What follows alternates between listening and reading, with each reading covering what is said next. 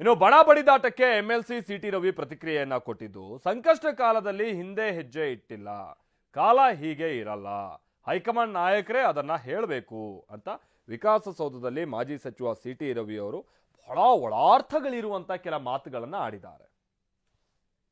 ನಾನು ಯಾವುದನ್ನು ಸಾರ್ವಜನಿಕ ಕಾಮೆಂಟ್ ಮಾಡೋಕ್ಕೆ ಬಯಸೋದಿಲ್ಲ ಅಂತ ನಾನು ಹೇಳಿದ್ದೀನಿ. ನನಗೆ ಒಬ್ಬ ಸಾಮಾನ್ಯ ಕಾರ್ಯಕರ್ತನಾಗಿದ್ದವನಿಗೆ ರಾಷ್ಟ್ರೀಯ ಪ್ರಧಾನ ಕಾರ್ಯದರ್ಶಿಯವರೆಗೂ ಕೆಲಸ ಮಾಡುವ ಅವಕಾಶವನ್ನು ಪಕ್ಷ ಕೊಟ್ಟಿದೆ. ಒಂದು ಕೆಲವು ಕಾಲ ನಾವು ನೇಪಥ್ಯಕ್ಕೆ ಸರಿದ್ವಿ ಅಂತ ಹೇಳಿದ್ರೆ ಶಾಶ್ವತವಾಗಿ ನೇಪಥ್ಯಕ್ಕೆ ಸರಿದಿದ್ದೀವಿ ಅಂತ ನಾನು ಭಾವಿಸೋದಿಲ್ಲ. ಸಂಕಷ್ಟವೂ ಕೂಡ ನಮ್ಮ ಸಾಮರ್ಥ್ಯವನ್ನು ಹೆಚ್ಚಿಸೋದಕ್ಕೆ ಬರೋದು, ನಮ್ಮ ಆತ್ಮವಿಶ್ವಾಸವನ್ನು ಪರೀಕ್ಷೆ ಮಾಡೋಕ್ಕೆ ಬರೋದು.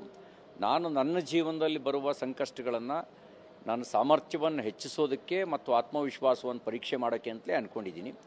ಸಂಕಷ್ಟ ಕಾಲದಲ್ಲಿ ಹಿಂದೆಡೆ ಇಟ್ಟಿಲ್ಲ, ಕಾಲ ಹೀಗೆ ಇರೋದಿಲ್ಲ ಅನ್ನುವಂಥದ್ದು ಭಗವದ್ಗೀತೆಯಲ್ಲಿ ಕೃಷ್ಣ ಬರೀ ಅರ್ಜುನನಿಗೆ ಮಾತ್ರ ಹೇಳಿದ್ದಲ್ಲ, ನಮ್ಮಂಥವ್ರು ಎಲ್ರಿಗೂ ಹೇಳಿದ ಮಾತು ಕೃಷ್ಣ ಹೇಳಿದ್ದು. ಕಾಲ ಹೀಗೆ ಇರೋದಿಲ್ಲ, ಕಾಲ ಸರಿಲೇಬೇಕು.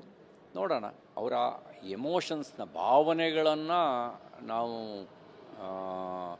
ಗುರುತಿಸಬೇಕು. ಆ ಧೈರ್ಯ ಅವರಿಗೆ ಹೇಳುವ